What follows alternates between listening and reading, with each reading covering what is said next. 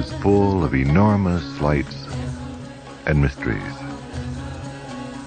and man shuts them from himself with one small hand. A quotation from Baal Shem Tov. Hello, I'm Jack Gariss, and this program is A Wayless Way, a meditation being, an experiential probe of your inner space. Incidentally, the latter part of the program will be devoted to relaxation techniques. So, for any of you interested, you can take out your cassettes and tape recorders. Baal Shem Tov is not a surname or given name, but rather a title, meaning master of the good name. There were many men called Baal Shem by Jews in Poland and the Ukraine during the 17th century.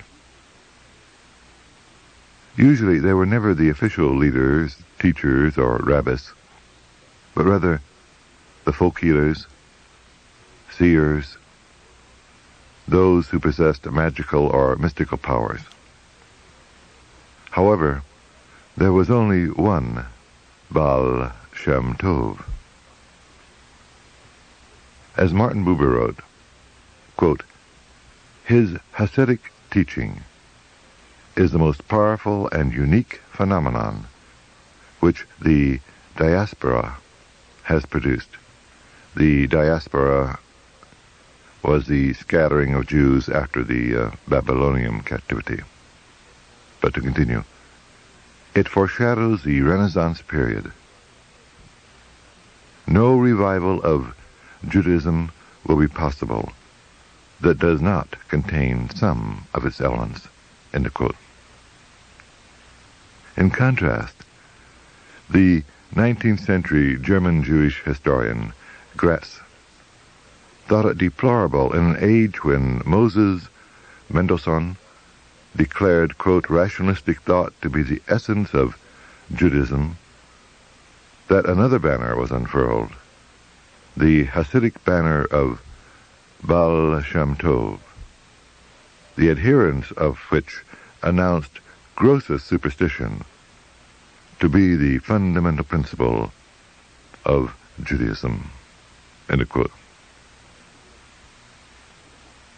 Who was this teacher whose influence is still felt today in America, Europe, and Israel 5 generations later? And even today, controversy swirls about him and his teachings. Well, his given name was Israel, the son of Eliezer, born about 1700 in a tiny Ukrainian village of Ukab. He was an uneducated Jewish peasant who dug clay for a living in the Carpathian Mountains, and then later, through the help of his wife's family, he ran a local inn, a pub keeper. To understand fully the significance of the title Baal Shem Tov and the influence of this peasant mystic, you must really be familiar with the history of Jewish mysticism. Contrary to popular opinion, and to the studied indifference of many Jewish scholars, mysticism has always been an integral part of Judaism. Rabbi Zalman, founder of Chabad school of Hasidism, used to say, mysticism is the salt added to the meat of Jewish law. And that is an appropriate analogy, for Jewish mysticism, like Christianity and Islam, is book-centered. But the Torah, the 5 books of Moses, the Pentateuch, is not merely revelation. It is a way of life. Along with the Talmud, which interprets and illustrates Jewish law and tradition, the Torah provides guideposts and regulations incorporating an entire lifestyle, the very quintessence of Judaism. So, it is really impossible to speak of Jewish mysticism outside of the context of the Torah, or indeed of Jewish history. This in contrast to, say, Hinduism, where one could study yoga, the Upanishads, without any knowledge of the Veda, which would correspond to the Pentateuch. The greatest single authority on Jewish mysticism is Gershom G. Scholem. Almost single-handedly, he has rediscovered, through years of patient research, the history and influences of the hidden teachings of the Jewish mystics. Hidden teachings not only because they were esoteric, or to use the Jewish mystic terminology, too strong a light to be contained within the ordinary human vessel, but they were also hidden, that is, deliberately obscured in symbolism, because of the possible antagonism and persecution of the Goyim, of Gentiles, and the real opposition by the Orthodox rabbis. Now, however presumptuous it may seem, I must disagree with some of Scholem's basic premises. Scholem says, quote, "Mysticism is a definite stage in the historical development of religion and makes its appearance under certain well-defined conditions. It is connected with and inseparable from a certain stage of religious consciousness. It is also incompatible with certain other stages which leave no room for mysticism in a sense in which the term is commonly understood. The first stage represents the world as being full of gods, whom man encounters at every step, and whose presence can be experienced without recourse to ecstatic meditation. In other words, there is no room for mysticism as long as the abyss between man and God has not become a fact of the inner consciousness." End quote. Well, this presupposition derives from the assumptions of early anthropologists about the nature of primitive man's religious belief. Today we know, through the study of shamanism, that among primitive people, the experience of ecstasy and trance were the means of contact with the unseen. And although the word shaman originated among the Tunguzes of central Siberia, the same type of ecstatic experience was to be found among the Eskimos, where it was called Angakuk, or illumination, and among the Indians of North and South America, as well as the Australians.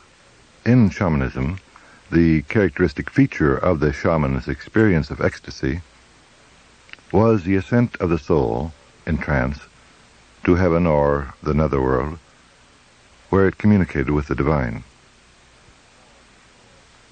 Whatever forms or faith trips shaped that experience, whether it was the cult of ancestors, animals, nature spirits, sky god, earth goddess, there was always a greater sense or awareness of the transcendent beyond the immediate God form.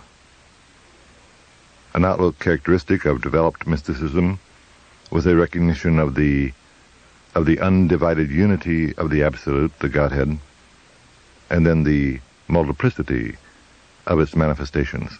As a matter of fact, among a few surviving Neolithic people, such as the Bushmen, there seems to be a tribal experience of continuous unitive consciousness. No distinction, no difference between the inner space of the individual and the outer environment. How very ironic. If what civilized man has sought so strenuously through prayer, ascetic practice, yoga, sensory deprivation drugs, this sense of oneness with the universe, non-alienation, unitive or cosmic consciousness, how ironic if this was primitive man's natural consciousness. But then isn't that the symbolic meaning of the Garden of Eden? Sholem also says, the second period, which knows no mysticism, is the foundation and rise of institutional religion. Quote, man becomes aware of a fundamental duality, of a vast gulf which can be crossed by nothing but the voice of God, directing and law-giving in his revelation, and the voice of man in prayer, end of quote. Well, I'm afraid this is a Western-oriented bias. It certainly does not take into account the Upanishad seers, the Taoist sages, or indeed Buddha himself. It assumes the primacy of a divine creator and lawgiver modeled after Sumerian or Babylonian kings. Indeed, I think a very strong case can be made that the Old Testament prophets were influenced by shamanism, and that the prophecies were received while in a state of ecstasy or trance. But shackled as we are by the length of this program, I cannot present even a mini history of Jewish mysticism in order to illustrate the important contributions of Hasidism to modern mystical insight. So let us approach this 26 or 2700-year-old span of Jewish mysticism as an impressionistic montage, providing you with the flavor, the developing themes, the kabana, that is the movement of the heart. And perhaps it might all be summarized by a Hasidic master who cried out, I do not ask not to suffer. I only ask that there be a reason for my suffering. In mystical ecstasy, it is said that a man is engulfed by the divine. But is this not what the prophets are saying when they announce that the hand of Yahweh was upon me, implying a state of ecstasy or trance? Ezekiel says that after one revelation he remained for a week in a state of utter stupefaction, dumb and motionless. And this reminds one of Lhasa, sitting, quote, so utterly motionless that one could not believe a man was there at all, stark and lifeless as a withered tree, end of quote. The mystic also speaks of union, identity, absorption with the divine, the absolute, unitive consciousness.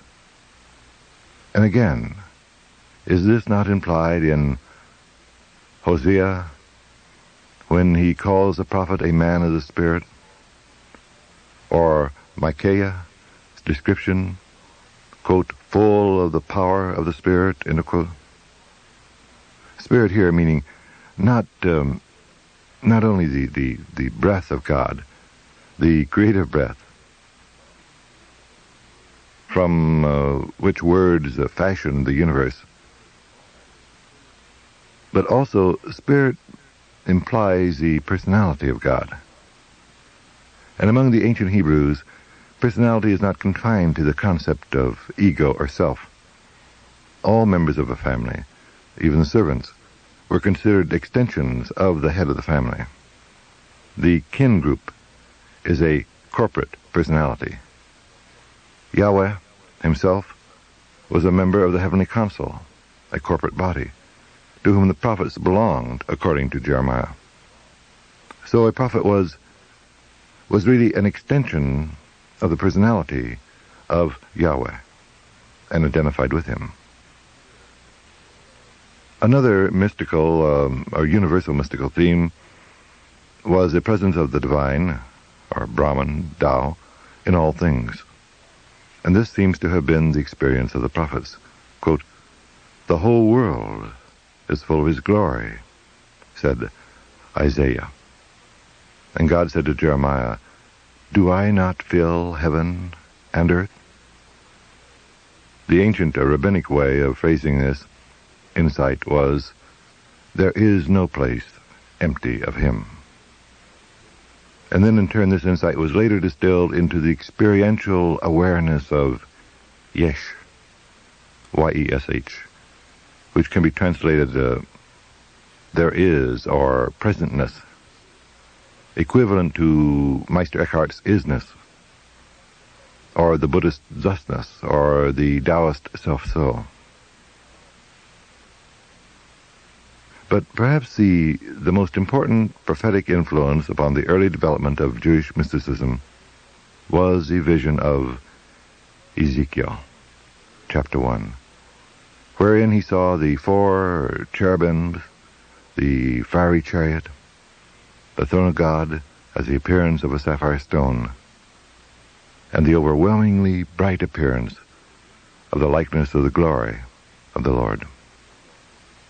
And eventually from this vision arose the school of mysticism called the Merkabah, or chariot or throne mysticism, which inspired and influenced the Apocrypha, those books supposedly written by the ancient seers like Enoch and Abraham, who ascended into heaven and stood before the throne of God. The Essenes were also closely identified with the Merkabah tradition.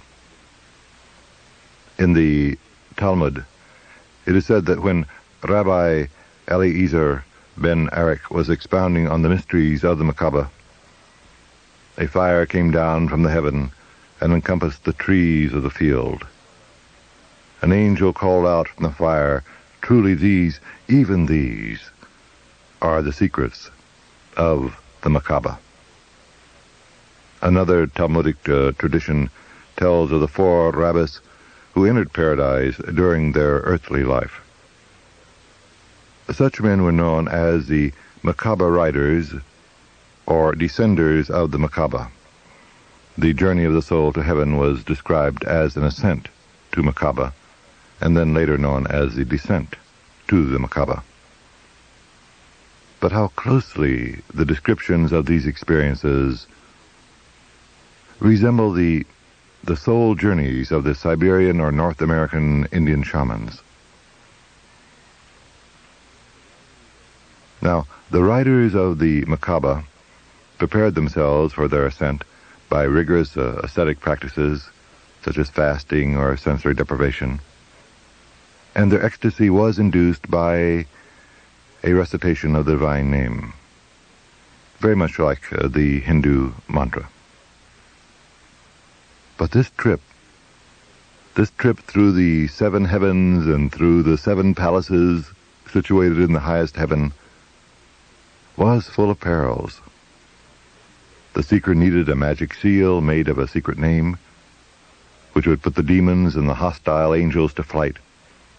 For if he did not possess this, he might well be dragged into, quote, "fire and flame, the vortex and the storm, which are around thee, O thou, O terrible and sublime." End of quote. Here, I think, is the beginning of an important theme underlying Jewish mysticism. It is not enough to go out, that is, to take the trip, to experience ecstasy. The real problem is the shuv, the return, a safe rite of passage. Now, among the Merkabah writers, this meant an actual return of the soul to the body. But later, this was broadened to mean, okay, so you've taken a trip, so you've had a mystical experience, so you've been ravished by ecstasy. So how are you going to transform this shefa, this joy, this bliss? How are you going to transform it into everyday reality? How will it affect you tying your shoe laces? It is this marvelous practicality of Jewish mysticism, so well illustrated in Hasidism, but I might add equally characteristic of Taoism and Zen. Now, some of you may be saying, hey man, what's all this going down about demons and hostile angels and magic seals and heavenly palaces? Wasn't that historian, whatever his name, Gariss, wasn't he right about gross superstition? What has all this to do with unitive consciousness or alpha rhythm? Well, it has sometimes been said that a shaman prophet, and I would bracket them together, is halfway between a medium and a mystic. And that may be a fairly accurate assessment in the continuum of consciousness, both at the level of the historical development of mysticism and an individual's personal encounter with transcendence. Possession, that is, when an individual is apparently taken over by outside forces, may be by animal spirits, the dead, divine or demonic powers. Such possession is a primitive form of transcendence, a partial escape from the confines of an empirical ego, but still conditioned or dependent upon that individual's faith trip or belief. An anthropologist might say such an experience is the result of pre-learning, the first stage in the ritual process of cognitive and affective restructuring. The individual already possesses some knowledge about his new role, already aware of the possessing being's interest and characteristics, although oftentimes not consciously aware. For example, a Chinese medium called Wu might be possessed by ancestral spirits. A Siberian shaman may be possessed by animal familiars, tiger, bear, eagle, goose. An American medium may be guided by an Indian. Incidentally, Indian guides became prominent after the ghost dance revival. Before then, it was usually Ben Franklin. A Hindu or Buddhist may come in contact with a previous incarnation. It depends upon your belief. Now, the next step is the prophetic visionary stage. And again, these stages are not sharply delineated. You don't move from one into another. A shaman, for example, in rite of passage will always go from possession to visions. A soul journeys through other worlds whose landscapes and personages depend upon his cultural or religious belief. But what I mean here in saying these stages are not sharply delineated is that you're not either a medium or a shaman. A shaman may experience possession, does experience possession, but also goes on to the next stage. The visions are soul journeys. And the American medium, on the other hand, may not just experience possession, but may have out-of-the-body experiences and ascend various astral planes. And so, Ezekiel saw the fiery chariot and the throne of God, conditioned by the Sumerian and Babylonian throne rooms, which were the highest seats of power. And then later, the Mikaba writers, their visions resembled the Hellenistic or Roman throne rooms. But this prophetic visionary stage is recognized by most religions as an authentic mystical experience. St. Paul's conversion, St. Teresa's vision of the bleeding Sacred Heart, or a vision of Krishna, or the Buddha of the Pure Land. But a Jewish or Christian will never hear the same voices or see the same visions as a Hindu or Buddhist. And then an incidental footnote. Shamanism has really been the root of the dualistic curse, that is the body-soul division, mind-body, that's haunted Western culture. And this influence came through both the Old Testament prophets and through the influence of Plato. Anyway, the final stage of the historical and personal continuum of consciousness seems to be the universal experience of undifferentiated unity, by whatever name it pleases you to call it. Yahweh, God, Brahman, Allah, Nirvana, Tao. But the experience of oneness, wholeness, allness, beyond thought, sensation, or image. And that means beyond visions or voices. Unitive or cosmic consciousness. So apparently, just as mystical traditions may pass through these stages, so may an individual. The Tibetan Buddhists are perhaps the most paradoxical and sophisticated in their approach. Influenced as they were by Siberian shamanism, Bon, they instructed an initiate in the meticulous detail the techniques to manifest the beneficent or wrathful deities, and then reveal that all such gods and demons were but creations of their own mind. And this is not to put down any stage or experience. It depends on where your head is at. If you are undergoing an experience, that is very real indeed. You may move on, or you may not. And that's groovy too. Now back to Jewish mysticism. Perhaps the most influential book in this early period of Jewish mysticism is the Sefer Yetzirah, the Book of Creation, written between the 3rd and 6th century A.D.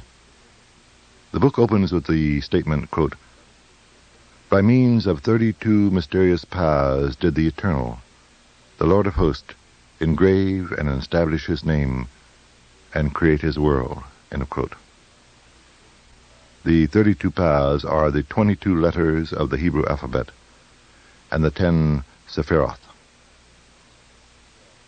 Sephiroth is a word whose origin is not quite clear. It probably came from sapphire, which, if you remember, was of what the throne of God was made. The first of the Sephiroth, that is number 1, the figure 1, was said to be the spirit of the living God from which all others spring. The 2nd, 3rd, and 4th numbers are earth, water, and fire.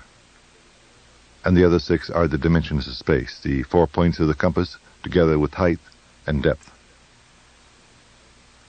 But the Sephiroth represented form, shape, rather than matter, for it is the 22 letters of the Hebrew alphabet which are the cause of matter.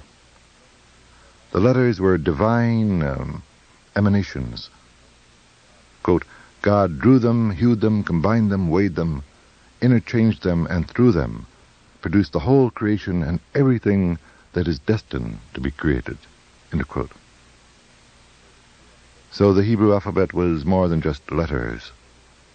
They were the very essence of God. And indeed from them God produced all creation. In the beginning was the Word. God spoke the creation. This is the importance of the phrase, Thus saith the Lord. So herein lies the importance of the title Baal Shem. For if you are master of the word, you are a vessel of his light. In this respect, Jewish mysticism resembles Hinduism. Both think their language as a primal stuff of creation. So a Jewish mystic, reciting the secret names of God, feels as though he is manipulating creative energy as potentially explosive, as well as today we would think of atomic force.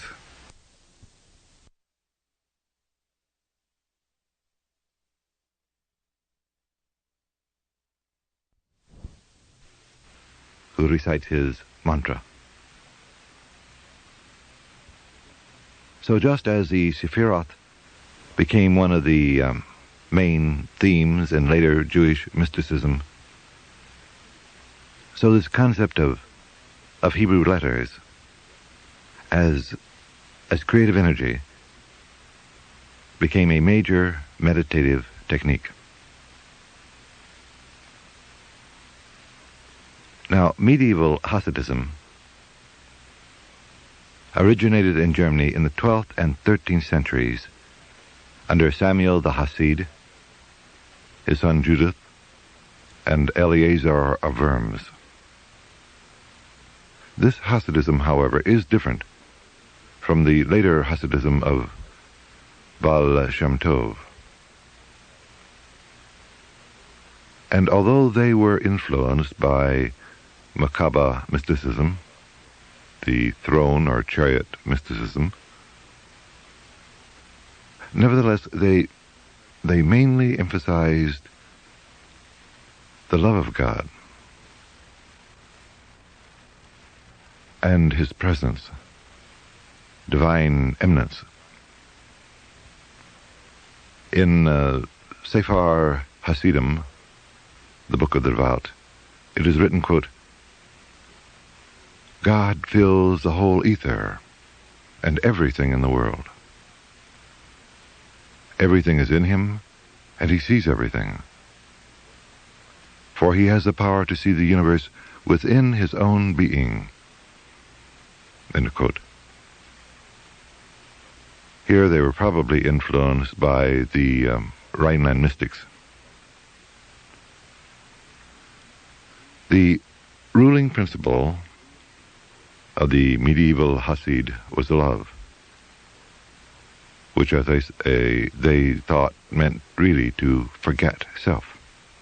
Quote, they are truly just who take sufferings upon themselves for their generation. End quote.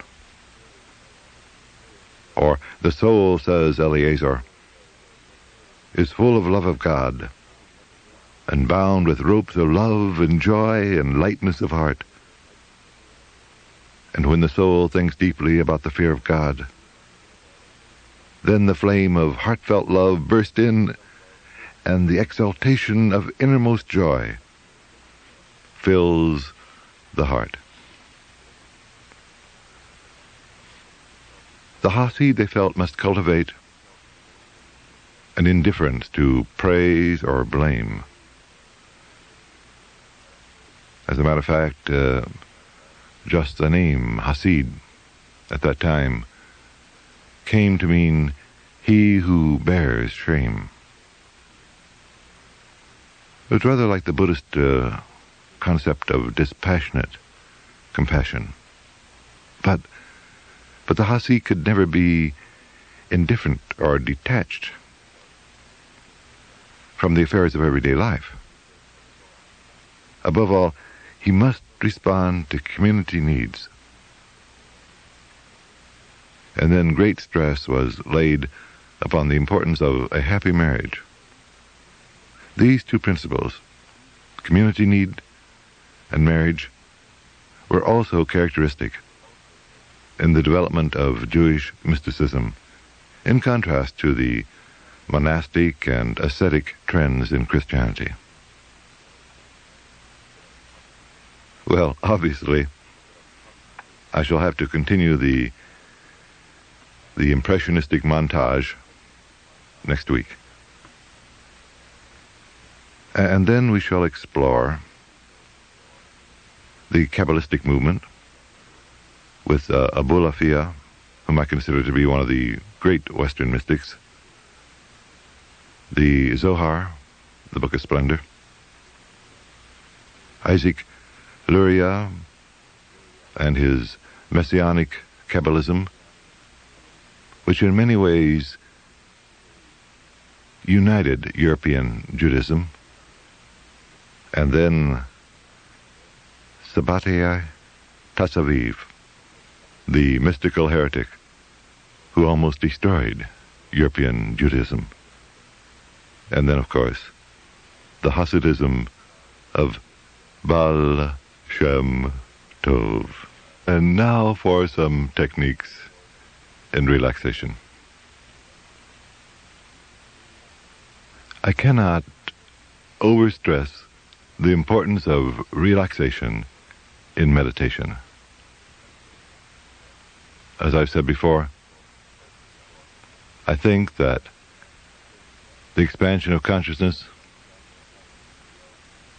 may well be the ability to progressively let go, both in the mind and the body.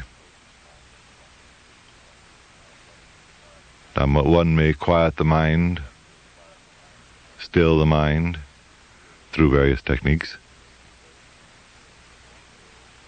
But also, one may learn to relax the body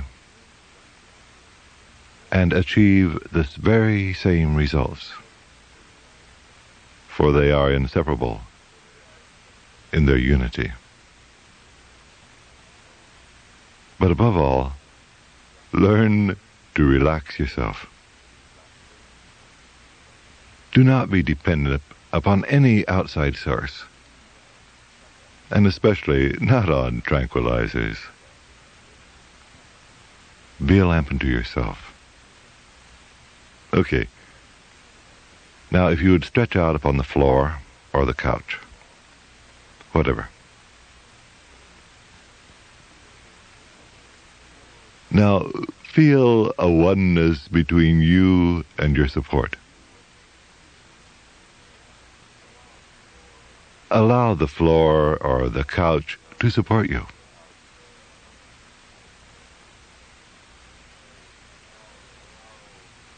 Allow all the little ego cushionings that you surround yourself with, allow those ego cushionings to dissolve, so that that floor or couch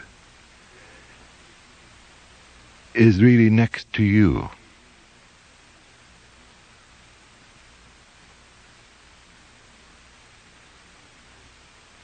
Can you feel the difference? If you really let go?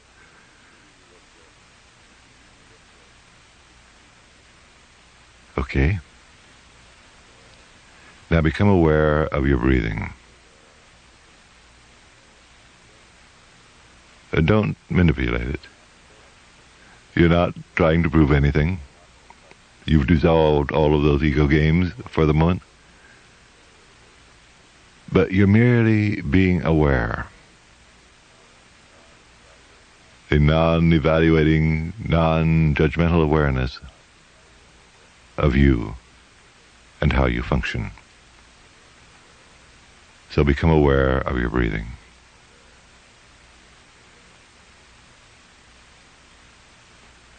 The in and out of your breathing.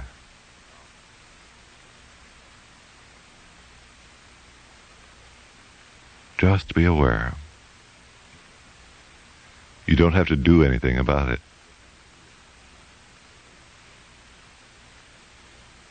But sense that you are the breather, but you are also the breathe.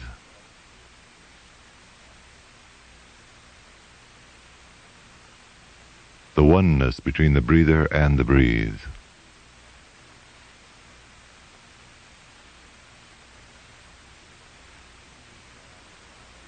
And can you allow yourself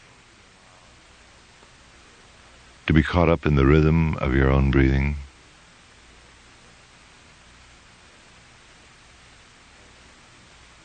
Can you become the movement of your own breathing?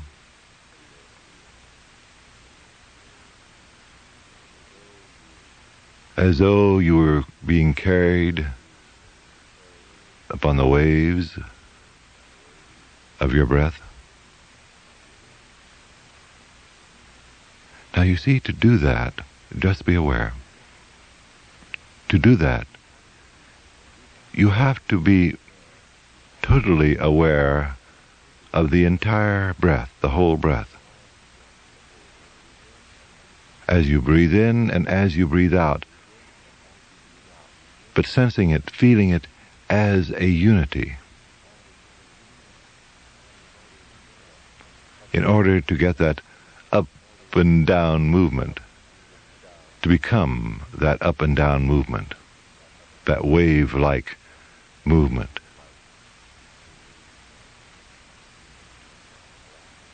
So again, allow yourself to become the movement of your own breathing.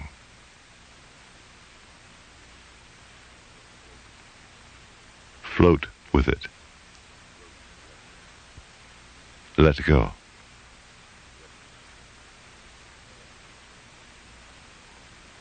Now then, for a mini relaxation technique, which can be used any time and any place.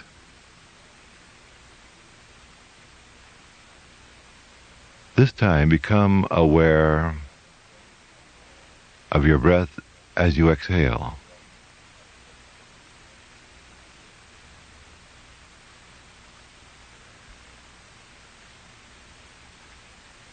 Be aware as you exhale. Now then, allow the exhalation to be an opportunity to let go even more. In other words, as you exhale, feel your shoulders relaxing and letting go. Now feel them. Each time you exhale, feel your shoulders letting go. And now your arms. Feel them letting go as you exhale.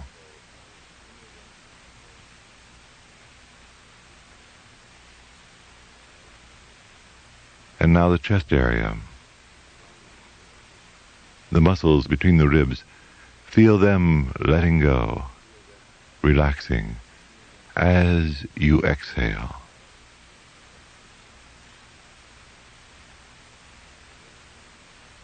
And the legs. Feel them letting go as you exhale. Now, specifically, feel the back of the knees. Feel them letting go as you exhale. Come on now, feel them. Feel them letting go as you exhale. And now the small of the back, what the Chinese call the mystic pivot. Feel that area, that entire area of the small of the back. Feel it letting go as you exhale. Now that may be a little more difficult, so allow your consciousness to center upon the small of the back. Be the small of the back. And now then, allow it to let go completely. Letting go, as you exhale.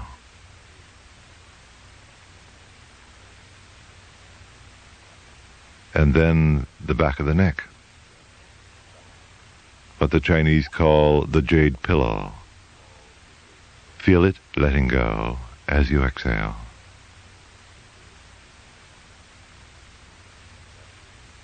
Now, sometimes that is a difficult area because it does gather so many of the tensions of the day. So, this time, be aware of when you breathe in and breathe out.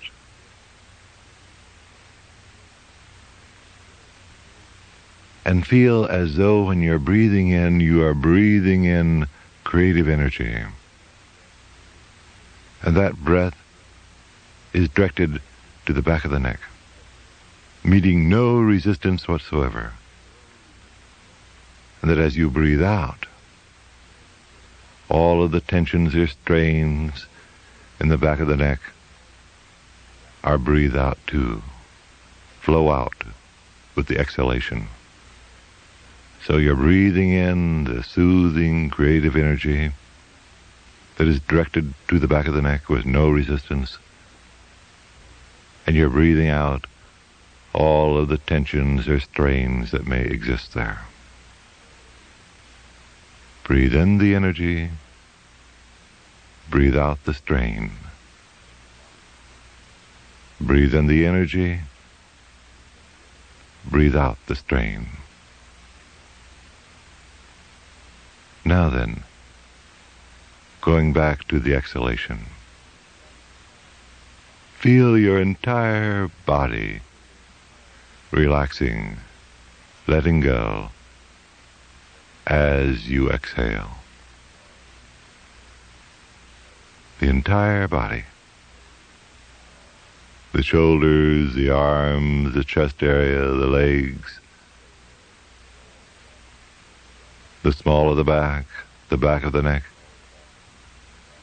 Together, feel them letting go as you exhale.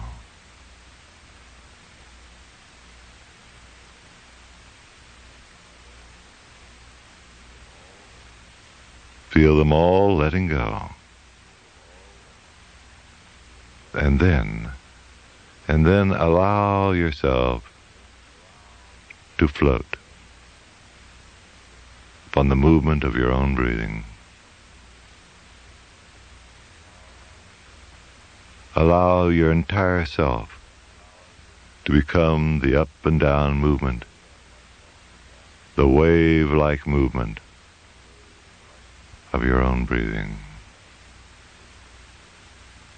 Weightless, effortless, free. Okay, that is a mini version of relaxation. And again, it is something that you can do anytime, any place. Try it. See what it does for you. Let us go into the regular relaxation technique based upon the autogenic training developed in Europe and the Savasana posture of Hatha Yoga. And be aware of something here. Although the previous technique, mini technique, can be used anytime during the day, be aware of what happens when you combine the mini technique with this regular technique. Now, can you sense your relaxation right now? How relaxed you are? Okay. After doing this regular technique, then sense the difference. There are many succeeding levels of relaxation. Oftentimes we reach only the first level and think, well, yes, we are relaxed. That is why, if you ever have the time, repeat the relaxation technique. Once, twice, 3 times, and see what happens to you. Be aware of the expansion of your own awareness through other levels of relaxation. Okay. So allow your consciousness now to center upon your toes. Now, become the toes. Feel them individually. Be them. You are them. And feel them letting go. Letting go. Letting go. Feel it now. Feel it. Be it. This is not just a mental game. It is an experiential awareness and feeling. So feel the toes letting go. Letting go. Letting go. And now then, allow your awareness to come on up through the foot, on up to the ankle, and then be aware of the area between the ankle and the knee. Become that area. Become those calf muscles and feel them letting go and letting go and letting go. And now it is as though a warm tropical sea is washing up over the toes, the foot, the ankle, on up to the knees. It's a warm, comfortable, tropical sea. It's absorbing that area, washing away any of the tensions that may still exist there. Now then, allow your awareness to move on up between the knees and the hips. Go into it, become it, you are it, and feel that area letting go, letting go,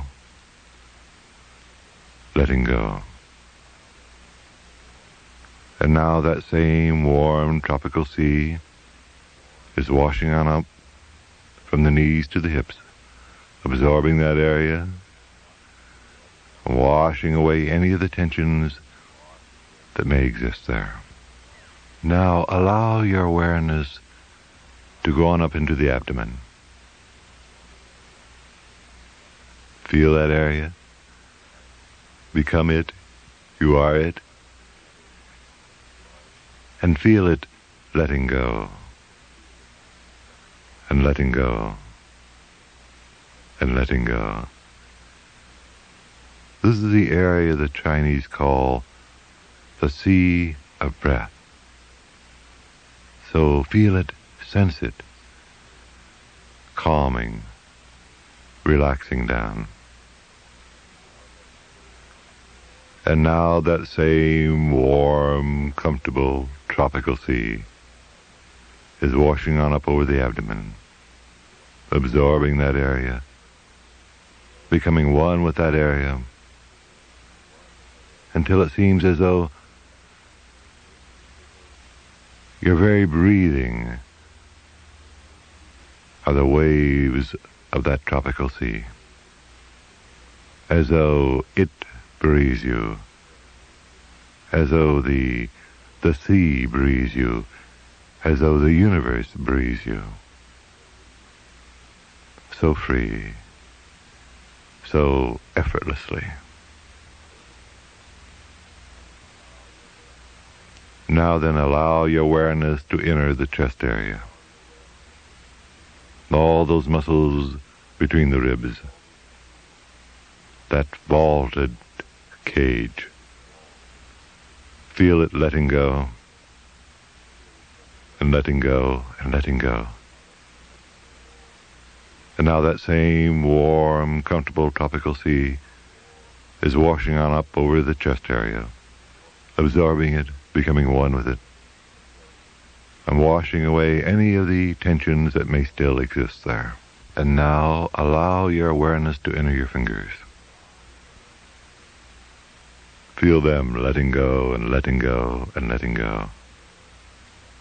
Now then allow your awareness to go on up from the wrist to the elbow. Go into that area. Become it. You are it. And feel it letting go, and letting go, and letting go.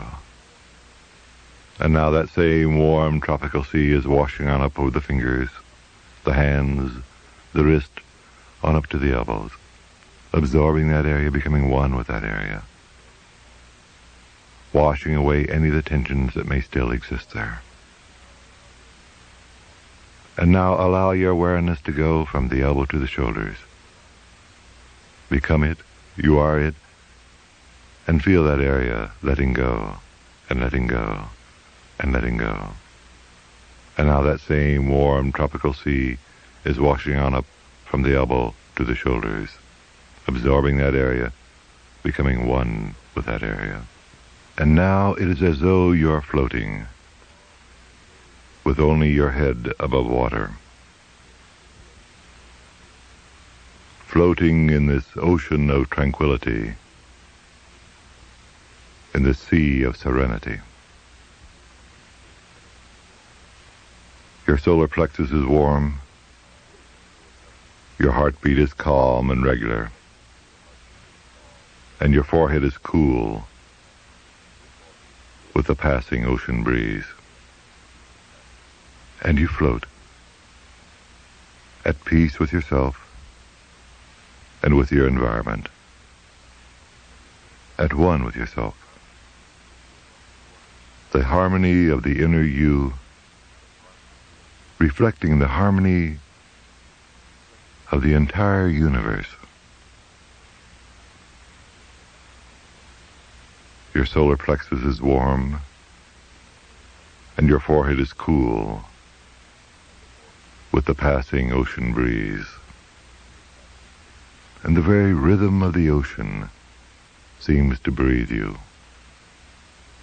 It breathes you.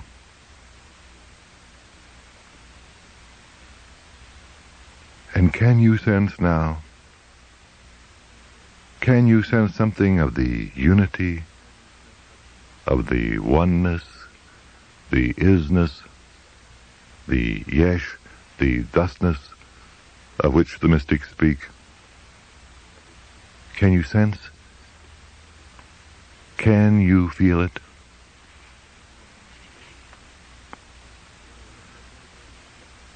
As though there is no difference now between you and your environment, because you and the universe are one. Your ecological awareness, it is all one. And in the sense of oneness, unity, allness, wholeness, the holy, there is a sense of joy, bliss. And this is a natural sense. This is being human, the beingness of your own ground of being, the beingness of the eternal ground of being, cosmic consciousness, unitive consciousness. And you can achieve this sense of oneness, of joy, of bliss, of wholeness, any time you desire. For you are the universe becoming conscious of itself, as is every plant, stone, and star, each at its own level of awareness. But underlying all is this oneness, this being of which you are the one in the one. If any of you would care to receive a free copy of A Beginner's Guide to Meditation, which might help you on your way, your yama, please write The Wayless Way, Jack Gariss, in care of the station to which you are listening. That's The Wayless Way, Jack Gariss. Thank you for sharing this time with me. Shanti. Shanti.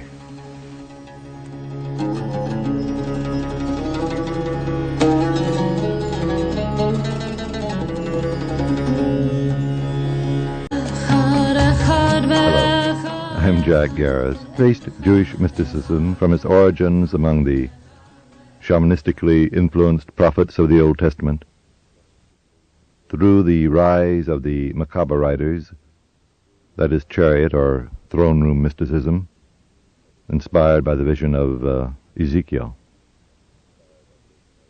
And then one of the most influential books in this early period was Sefer Yetzirah, the Book of Creation, 3rd to 6th century A.D., which opens with the statement, quote, "By means of 32 mysterious paths did the Eternal, the Lord of hosts, engrave and establish his name and create his world." End of quote. The 32 paths are the 22 letters of the Hebrew alphabet and the Sephiroth. That's S-E-F-I-R-O-T-H. The letters were thought to be divine emanations of God, the very stuff of creation, while the Sephiroth were the form or shape of creation. Number one, the number one, being the Spirit of God. 2, 3, and 4 were earth, water, and fire, and the other 6 numbers were the dimensions of space, the 4 points of the compass, together with height and depth. But the concepts of Sephiroth and the divine origin of the Hebrew alphabet were to influence all later developments of Jewish mysticism. And then finally, I described very briefly medieval Hasidism, originating in Germany during the 12th and 13th centuries, with their emphasis upon divine, loving immanence, or inner presence, rather than a remote transcendent deity. So, by this time, many of the characteristic themes of Jewish mysticism were already developed. First, the importance of Shuv, the return from the ecstatic state. That is, it isn't enough merely to have had a mystical experience. How does this shrifa, this bliss, this joy, affect you as an individual in your mundane, everyday activity? Does it help you tie your shoelaces? And secondly, how does such an experience improve the quality of your family life, your relationship to your spouse and your children? And finally, how do you transform this oneness, this unitive consciousness, into community action? Here within, I think, lies the major contributions of Jewish mysticism to a contemporary mystical insight. Now, to continue with this impressionistic montage, let us plunge into Kabbalism. Whenever you utter the word Kabbalah, many esoteric and occult connotations immediately flood the mind. Biblical divination, talismanic arts, anagram for magical use, incantations according to the key of Solomon, and the tetragrammaton, the secret name of God. Even though Kabbalism was steeped in magic, many popular conceptions about it, that is, at least about its use in black magic, were misinterpretations by sympathetic and hostile Christian scholars. Some of this misinformation still lingers on today in the teachings of the Rosicrucians, the ritual of the Masons, the scholarly but critically inaccurate works of Author Edward Waite. The Nonsense of Eliphas Levi. The Warped Distortions of Crowley. And the accumulated blend of all of this erroneous material known as hip Kabbalism. The word Kabbalah can be interpreted in different ways. One meaning is oral tradition. Another is revelation, that which is received. Again, another meaning is acceptance, as the mystic is accepted before God. And then very often the Kabbalah is referred to as the secret wisdom, that is hidden in scriptures and known only to the initiates by word of mouth. But it was not a unified mystical system. But then again, what mystical tradition is, since they are always spawned by nonconformists, rebels, heretics, who emphasize the experiential awareness and encounter with being, rather than dogmatic assertions or metaphysical speculations about the nature of the universe. Now, one of the most intriguing figures in this early period was Abraham ben Samuel Abulafia, born in Spain in 1240. Personally, I always consider him to be one of the great Western mystics. Unfortunately, most of his major writings are still untranslated, in which he developed breathing techniques, yoga-like postures, and a very sophisticated contemplative method. When Jewish scholars finally get around to these translations, I believe that Abulafia will rank high with Plotinus and Eckhart and Shankara, Jalaluddin Rumi, the Persian Sufi, and Wei Nung, the sixth patriot of Zen. But interestingly enough, among those techniques we do know, well, they have influenced and shaped the modern psychological scene, although never acknowledged as so.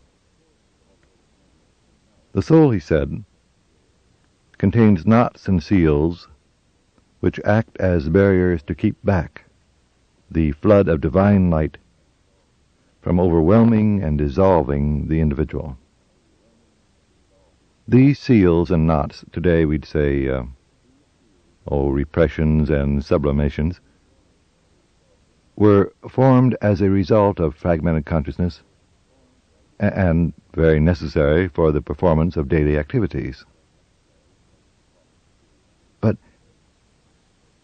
if we are ever to transcend the ego, achieve unitive consciousness, or, as he said, make contact with the divine stream, we must, quote, unseal the soul, untie the knots which bind it, end of quote. To transcend this world's multiplicity into a wayless realm of unity. The Tibetan Buddhist had a similar theory in a sutra entitled The Book of Knots, techniques for untying the knots binding us to Maya or illusion. Abulafia developed two methods of meditation. The first was the combination of letters of the Hebrew alphabet. Essentially, in this first method, you would separate and combine letters, being aware of the new meanings, themes, connotations arising from such combinations and separations. But never an arbitrary or conscious combination. Always a free-flowing consciousness in a non-judgmental, non-evaluating awareness. Abulafia believed that there was a logic in the very nature of the movement of the letters. remembering that the Hebrew letters were thought to be divine emanations. Today we would say a non-structured logic of the unconscious. Does it begin to sound familiar? Now, the second method, which is a further development of the first, is the permutation or jumping and skipping. That is, jumping and skipping from one concept to another. It is using the association of ideas, free association, as a meditative technique. The jumping brings to light hidden repressions or processes of the mind, or as Abulafia says, it liberates us from the prison of the natural sphere and leads us to the boundaries of the divine sphere. End of quote. These techniques bear a striking resemblance to Freud's techniques in psychoanalysis. In fact, there is considerable evidence that Freud developed psychoanalysis from the seedbed of Jewish mysticism, even though he vehemently put down mysticism. Both of Freud's parents came from Galicia, which was permeated with Hasidism, and Freud even said that his father came from a Hasidic background. And W. Aaron reports a conversation between Bloch and Freud in which they discuss the Kabbalah, Hasidism, and Judaism. And Aaron said, quote, "What it was that moved Freud to interest himself in the Kabbalah and Hasidism is not hard to understand. He must have felt himself spiritually at home in these worlds." End of quote. Freud had the opportunity to be familiar with Abulafia's techniques because the popular Jewish teacher in Vienna at that time was Adolf Jelinek. That's Jellinek, who had published extensively on Abulafia. And then, too, there are interesting similarities between the techniques of interpretation as expressed by the Zohar, that is the Book of Splendor, the main work of Kabbalism, and Freud's interpretation of dreams. Also, the Zohar's treatment of bisexuality could well have been an inspiration for the Oedipus complex. Anyway, what was the Zohar? Z-O-H-A-R. Well, it was a book thought to have had its origins in the 2nd century A.D.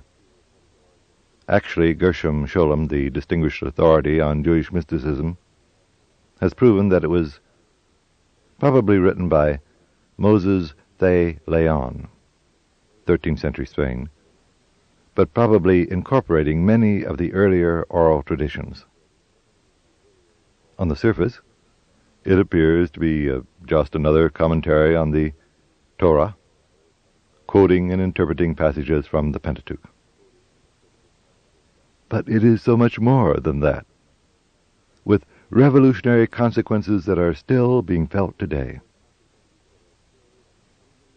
It used to be said that before a man studied the Kabbalah, the Zohar, he should be 40, married, and possess a full stomach. And by full stomach they meant full with the knowledge of the Torah and the Talmud. Otherwise, the secret wisdom he might gain could be unsettling or even destructive. All of this from what appears to be rather abstruse commentaries on the Pentateuch. Well, the basic premise of Zohar, like all Jewish mysticism, is the divine power of speech. Again, quoting Gershom Scholem, he said that the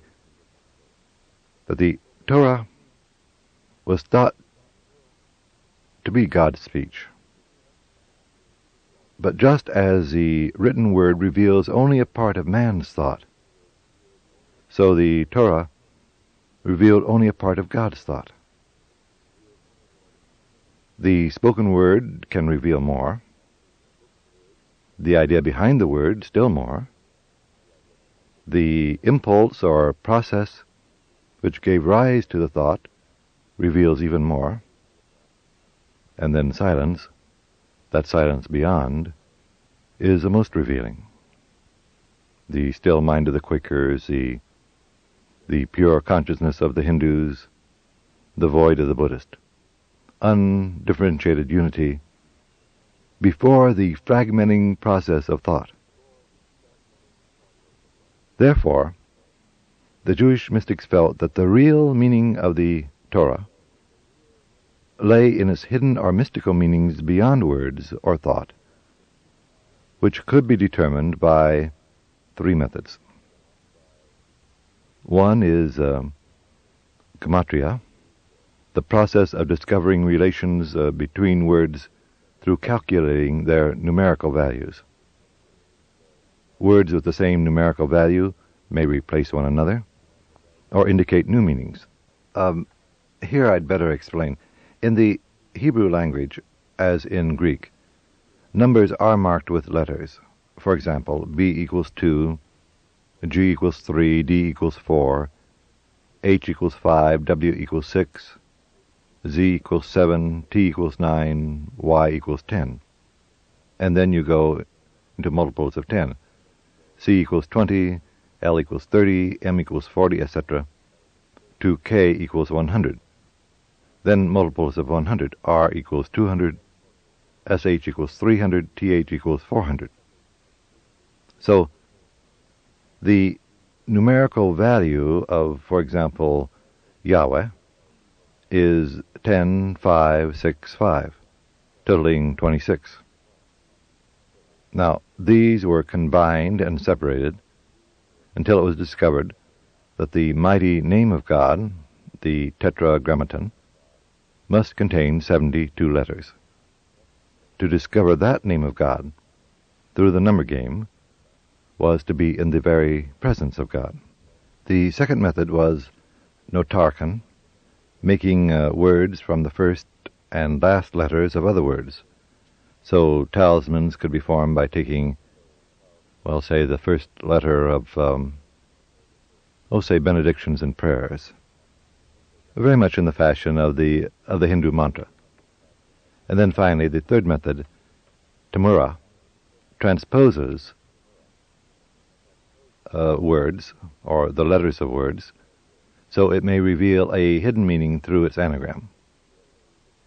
Incidentally, Freud, in his essay, The Antithetical Sense of Primal Words, uses the tamura technique for interpretation of dreams. It's all rather like Hermann Hesse's bead game, in which you supposedly are involved in the creative processes of the universe. Irrelevant, you may say? Well, possibly. Although today we do take the theory of games quite seriously in mathematics, physics, and the affairs of man. But it is interesting how mathematics and mysticism have always been closely associated. Chinese mathematicians were usually Taoist mystics. Arabian mathematicians arose within the Sufi Brotherhood. Pythagoras was not only the father of Western science and mathematics, but also the father of Western mysticism. And Philip Frank, the biographer of Einstein, said, quote, "According to Einstein's conception, it is particularly the scientist in the field of natural sciences, and especially in the field of mathematical physics, who has had the mystical experience." End of quote.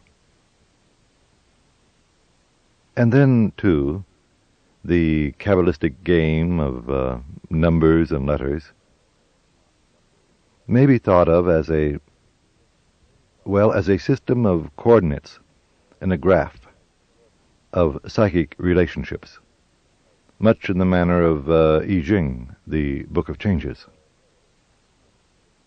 But above all, it was a good therapeutic technique to rid oneself of the sense of non-alienation, of helplessness in a hostile environment or universe.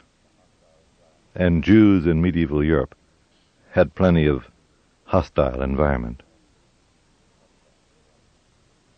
The Zohar, too, thought of the universe as composed of Sephiroth, only instead of living numbers, as in the Book of Creation, they were degrees of divine manifestation, channels by which the Godhead could become present in the world, and also the means by which man could play a creative role in the divine and unite himself to the one through the many. And Zohar thought of God as Ein Sof, E-N-S-O-F, without end, devoid of all qualities, beyond knowing, and therefore Ayin, nothing, or no thing, no thingness, darkness, which is the experience of all mystics of whatever tradition. Still, just as in other traditions, this undifferentiated unity, or cosmic consciousness, may also be experienced as allness or light, infinite light, or Ein Sof, from which sprang the 10 lights of the Sephiroth, which, taken as one, is the great name of God. And is also described as the face of God, which no man sees, not even Moses, the garments of God, and the tree of God, which is an old shamanistic idea. But equally, the 10 Sephiroth formed Adam Kadmon, the original spiritual Adam whose body was light, in the Garden of Eden. The divisions and qualities of the Sephiroth are much too complicated to enumerate here. But I do want to say that the 10th Sephiroth, which unites and harmonizes all the rest, is the kingdom of God, but also called Shekinah, the presence of God. That is, the presence of God in the universe and among men. And in the Kabbalistic thought, Shekinah was feminine, the queen, the queen of the Sabbath, the daughter and bride of God. And all other Sephiroth were offspring of this union. But she was also the mother of every Israelite, and indeed she was the community of Israel. So Jewish mystics ascribed sexuality to God himself, and saw the sexual relationships between man and woman as an actual fulfillment of the relationship between God and Shekinah. So that much of the Zohar is filled with exotic symbolism. Therefore, to the Kabbalist, Sabbath was really the courting of Queen Sabbath, Shekinah. And Friday night is a night of holy intercourse, both in the world of Sephiroth and between husband and wife, both equally important for the preservation of God's way. Quote, "Come forth, my beloved, to greet the Sabbath bride, for she is the source spring of blessing, welling forth out of that which was first and most ancient, last in creation, first in conception." This traditional Sabbath evening hymn refers to the Sephiroth and Shekinah. Since the Bible uses the same word for both knowledge and sexual relationships, the Kabbalist thought of knowledge as an exotic experience. Isaac Luria suggested that there is a knowing of man and woman when both have their backs turned. There is another knowing when the woman turns invitingly, but the man remains back to face. There is a knowing when the man turns, but the woman does not. And then there is the full knowing of face to face. The Jewish mystic felt that knowing Shekinah, God's presence, face to face, meant investing all daily activity, and especially the sexual act, with the holiness of divine coupling. In this respect, Jewish mysticism resembles, say, the Tantric Hinduism and Buddhism, wherein the sexual act is a form of meditation. But the Jewish mystic, in his idea of Adam Kadmon, the first man, as the summation of all Sephiroth, in this respect he thought of the human body as a microcosm reflecting the macrocosm of the universe. And here he resembled the Taoist sage. Martin Buber, very early in his career, recognized the parallels of Taoism and Jewish mysticism, and one of his very first books was a translation of Chuang-Tzu, the great Taoist mystic. And certainly the Taoist conception of wu-wei, actionless activity, helped shape the later part of his book, I and Thou. This body mysticism, this concept of body mysticism, influenced Jacob Boehme, the great Lutheran mystic, who in turn influenced Blake, the English mystic and poet. Today, this body mysticism has great appeal among the young people, as expressed in the works of Norman Brown. Incidentally, remembering the Shekinah as the mother of every Israelite, it is interesting to observe the following passage from the Zohar, quote, Moses cohabited with Shekinah, who is symbolized by the man,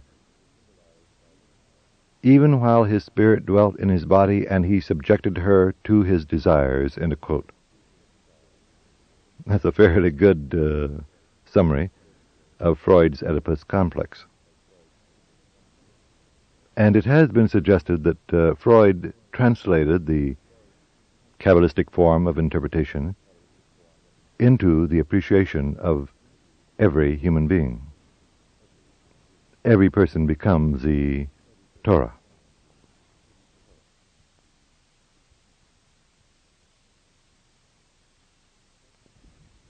In 1492, the Jews were exiled from Spain.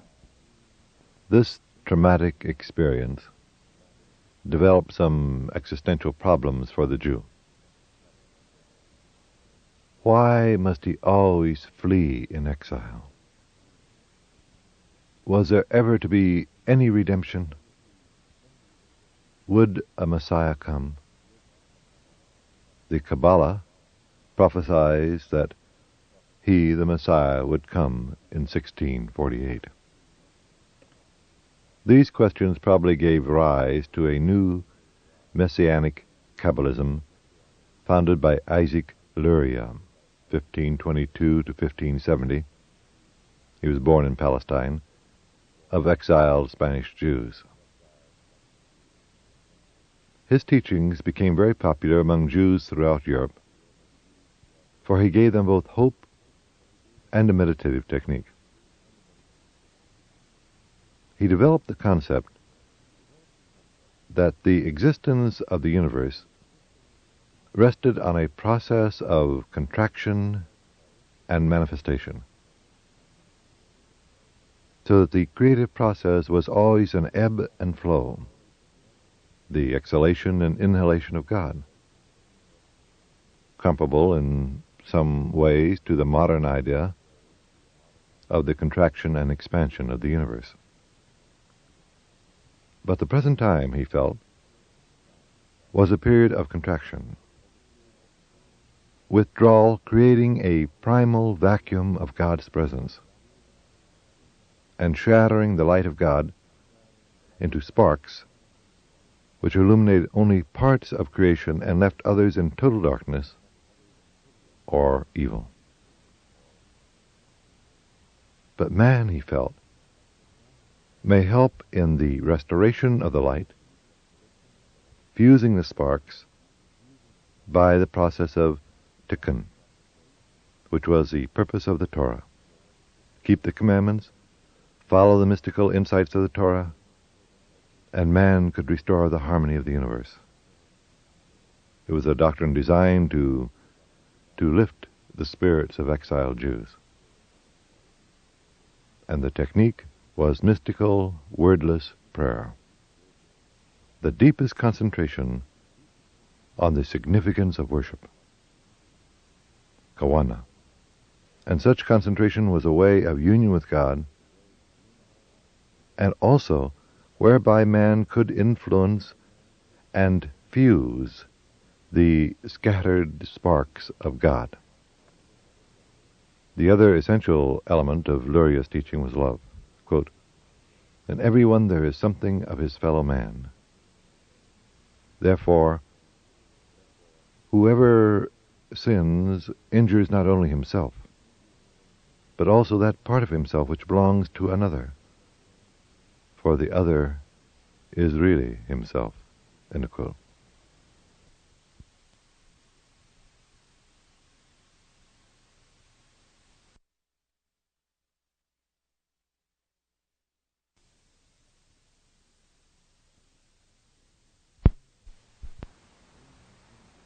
Then, in one of those terrifying, ironic paradoxes that so beset man's history, in the year 1648, which was the year that the Kabbalah had prophesied the coming of the Messiah, there began the worst persecution of Jews in their history. Over 300,000 Jews in Poland and Eastern Europe were slaughtered by the Cossacks. And then in the decades that followed, the Polish themselves turned upon the Jews and continued the pogrom. But it was also in the latter part of 1648 that a young Jew stood up in a synagogue and uttered the mystical full name of God, and thus proclaiming the fact that he was a long-awaited Messiah. His name was Sabbatai Tesaviv, born in Smyrna, Turkey, of exiled Jews from Spain. Here's why I say it is impossible to understand Jewish mysticism without a knowledge of Jewish history. The exile, the wanderings, the hopes, the fears, beginning with the diaspora, the wanderings after the Babylonian captivity, then the destruction of Jerusalem, more wanderings, and then for some, hundreds of years of peace and prosperity under the Moors in Spain, only to be terminated by another exile under the triumphant Catholic monarchy. But always, always the hope of redemption, the coming of the Messiah, and now prophesied by the Kabbalah to be in the year 1648. And then Isaac Luria's teaching of Messianic Kabbalism based on love. But in 1648 came the worst persecution and murder of Jews in their long history. Is it any wonder that many turned with mingled hopes and despairs to Sabbatai Tesaviv? He was quite obviously a neurotic, disturbed person, given to moments of highest exaltation to be followed by the blackest despair. Nathan of Gaza, a self-proclaimed prophet, convinced Tesaviv that he was indeed the long-awaited Messiah, despite his depressions, temptations, and sin. Nathan even wrote the Treatise of the Dragons to explain that Tesaviv's unstable personality was a result of the dragons of evil that attempted to lead him astray. But he was not immediately accepted as a Messiah. The rabbis of Smyrna banned him from the city, and for 17 years he wandered from city to city gathering legends about himself. His marriage to the Torah, his marriage to 3 women, the first 2 annulled because of his inability to consummate the marriage. His 3rd wife, Sarah, was a prostitute who traveled about the world seeking the Messiah, whom she was destined to marry. Tetzaveh married her, and she continued to have sexual relationships with his followers as Queen Sabbath. Incidentally, Tetzaveh changed the date of the redemption year to 1666, based upon all things the book of Revelation. Well, by 1665, large numbers of Jews in Frankfurt, London, Amsterdam were selling all their possessions in preparation for returning to the Near East, where the King Messiah was to announce the arrival of the Messianic age. The Jews of Poland were especially jubilant. A contemporary writer said, quote, "Some abandoned their homes and properties, refusing to do any work, and claiming that the Messiah would soon arrive and carry them on a cloud to Jerusalem." End of quote. Sabbatai was to begin his messianic work by dethroning the Sultan of Turkey. And 2 days before the new year of 1666, he arrived in Constantinople and was promptly arrested. But thousands of Jews from all over the world arrived to bring him presents in jail. Then finally the Sultan presented him with the choice of death or public conversion to Islam. He accepted conversion, and in November 1666 became a Muslim and chamberlain to the Sultan. The effect of this Sabbatian heresy cannot be overestimated, even though Jewish historians have tended to play down its importance. The authority of the Orthodox rabbis had definitely been shattered. In Eastern Europe, most of the countries like Poland had granted Jewish community self-government under rabbinical law. When the pogroms came, the rabbis were unable to protect the people, who then turned to a Messiah for help. When he too failed them, the seeds of the Jewish reform movement were sown. It was the beginning of the breakup of Jewish isolation and ghetto life. Many now felt that they had to move into the larger stream of Western culture. After the French Revolution, in which Sabbatian Jews took part, it was ex-Sabbatian still within Judaism that demanded reform, liberalism, and enlightenment. So Kabbalism was translated into social action. Curiously enough, the conversion of Sabbatai did not extinguish his movement, even though excommunicated by the rabbis. Some Jews became converted to Islam, although continuing to practice the Jewish rites. Others became apparently very devout Orthodox, although still believing in Sabbatai. And still others, headed by Jacob Frank, later Baron Offenbach, were converted to Catholicism, but still practicing the secret rites. Why? Why the appeal and glorification of apostasy? The paradox of a Messiah who became an apostate. Well, to appreciate this fully, you must understand the position of the so-called Marranos. They were the Jews who stayed in Spain after 1492 and became Catholics, but secretly practiced the Jewish rituals. They maintained this deception for generations until they fled Spain in the 17th century and then reasserted their Judaism. Well, they were the strong supporters of Sabbatai, and they could well understand the Messiah, who became an apostate. Thus the Hasidism of Baal Shem Tov arose out of this background of Kabbalism, pogroms, and the Sabbatean movement. And as well can be imagined, the prevailing mood of the Jews of Poland, the Ukraine, Eastern Europe, was of the deepest despair. Was there no surcease from the evils of the world?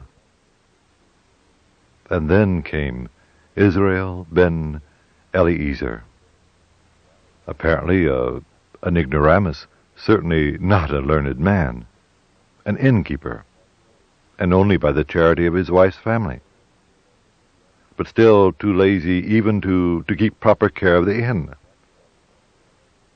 His wife did all the work, while he, in a rough sheepskin coat, wandered the woods. When he was 36, a favorable number, for it is twice 18, which is the numerical equivalent of the Hebrew word for life. But when he was 36, this untutored man began to preach joy and the love of life, even in the midst of suffering. And people listened and responded. And shortly he became known as Baal Shem Tov, the master of the holy name, for God's presence seemed to shine forth from him. And even though he was a Kabbalist, he didn't hold forth the glittering promise of a Messiah who would make this life an angel's paradise. He said, "Look into yourself, friend. There you will find the Messiah. The presence of God lives within you, and indeed within all things. And to know this is to know joy and exaltation and ecstasy. Don't enter a house of worship with bowed head and downcast eyes and muttering your prayer. Dance before the Lord. Dance before the Torah. And if you feel like shouting and singing, then shout and sing. Turn somersaults before the Lord. And if you are made in his likeness, then respect and honor your body. Don't push aside its pleasures. A bit of herring, a drop of drink, companionship with your wife, the warm rays of the sun upon your skin. Offer them. Offer your senses to a joyous God. And every action of which you partake is a holy sacrament. Life is to be lived between two poles of service and ecstasy. Quote, ecstasy is embracing God beyond time and space. Service is serving God within time and space. End of quote. In this way, the exile of Shekinah may be ended and the sparks united. But remember, he said, Shekinah will never dwell with despair. Oh, of course you may say things are a little bitter. For, quote, the doctor sometimes prescribes sweet herbs, but sometimes bitter ones, end of quote. But prayer is a means by which such unity can be restored in the here and now. Always he emphasized the here and now. And to pray is to forget self. And when you forget self, you truly love both man and God. And to love God is to be absorbed in God, losing consciousness of self and surroundings. Quote, the extinction of a separate existence, end of quote. To know such love is to know that no one is better than his neighbors, for all serve God, each according to the measure of understanding which God has given him, end of quote. And his favorite prayer was that of an illiterate shepherd, quote, "Dear God, though I keep cattle and sheep for pay, for you I would keep them for nothing, because I love you," end of quote. That was Baal Shem Tov.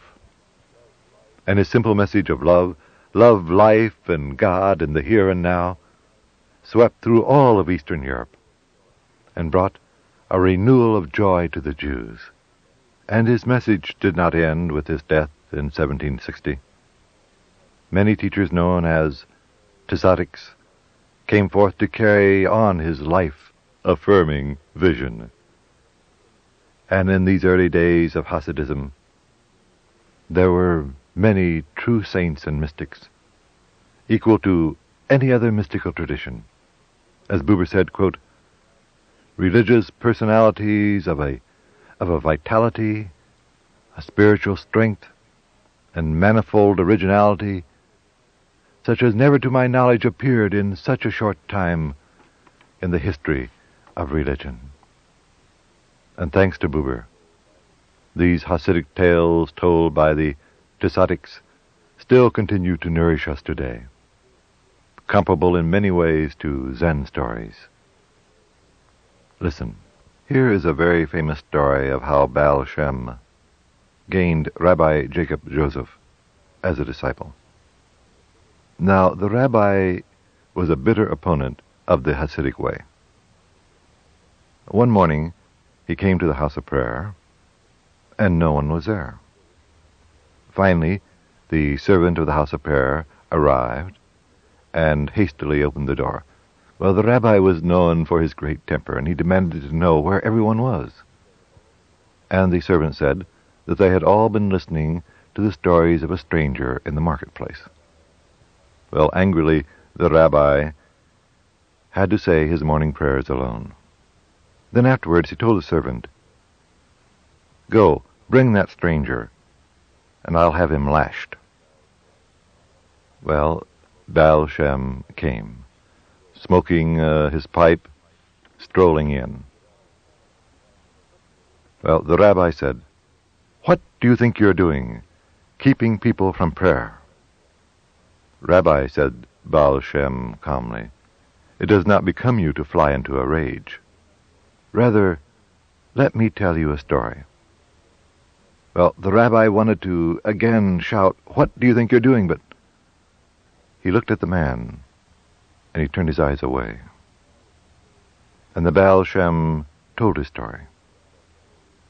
"Once I drove across country with 3 horses, a bay, a piebald, and a white horse, and not one of the 3 could neigh. Then I met a peasant coming toward me, and he called, 'Slacken the reins.' So I slackened the reins, and then all 3 horses began to neigh." The rabbi looked at him for a long time and said nothing. "3, the Baal Shem repeated. 3 horses who did not neigh. But the peasant knew what to do. Slacken reins, and they neighed." The rabbi bowed his head in silence. "The peasant gave good advice," said the Baal Shem. "Do you understand?" "I understand," answered the rabbi, and burst into tears. He wept and knew that up until that time he had not known what it was to weep. Now, here is no elaborate Kabbalistic interpretation of the universe, but a simple, warm, moving story. Slacken the reins, let go. How many of you are capable of slackening the reins? Or are you still walking about in righteous anger, projecting your standards upon others, judging, evaluating, condemning? And then the rabbi was a scholar, a learned man, so learned in the ways of parchments and commentaries that he had isolated himself from his own human-heartedness. He could not let go. But when he finally slackened the reins, he knew what it was to cry. If only intellectuals and scientists today could cast aside their objective consciousness and cry a bit. Another famous Hasidic story. A student once asked a tzaddik, "Show me one general way to the service of God." And the teacher replied, "It is impossible to tell men what way they should take. For one way to serve God is through learning, another through prayer, another through fasting, and still another through eating. Everyone should carefully observe what way his heart draws him to, and then choose his way with all his strength." Another student was once asked, what did he learn about the Torah from the tzaddik? And the student replied softly, "I did not go to him to learn about the Torah. I went to see how he tied his bootlaces." Rabbi Tzadok on his deathbed said that in the world to come, I will not be asked, "Why were you not Moses?" I shall be asked, "Why were you not Tzadok?" Another story. Once there was a man who was very stupid, and when he got up in the morning, it was always very hard for him to find his clothes. So one night he sat down and wrote exactly where he put everything he had on. The next morning, with the slip of paper in hand, he read cap. He put it on his head. Pants, he got into them, until he was fully dressed. And then he said, "Well, that's all very well, but where now am I myself? Where in the world am I?" That gives you a bit of the flavor of Hasidism. But what has happened to it? Well, it flourished for several generations, but gradually lost its original spontaneity. Tzaddiks founded Hasidic dynasties, which still exist today with various headquarters in New York City and Israel. Thousands of families still belong to these dynasties. But ironically enough, Hasidism for the most part has become an unbending orthodoxy. But that is the way of institutions, but not the way of men's hearts. Gershom Scholem tells a story. Baal Shem, whenever he had some difficult problem to solve, would go to a certain place in the woods, light a fire, and meditate in prayer, and then set about whatever he had to do. A generation later, a tzaddik, faced with the same problem, would go to the same place in the woods and say, "Well, we can no longer light the fire, but we can still speak the prayers." A generation later, another teacher went into the woods and said, "Well, we can no longer light the fire, nor do we know the secret meditations belonging to the prayer, but we know the place in the woods, and that is sufficient."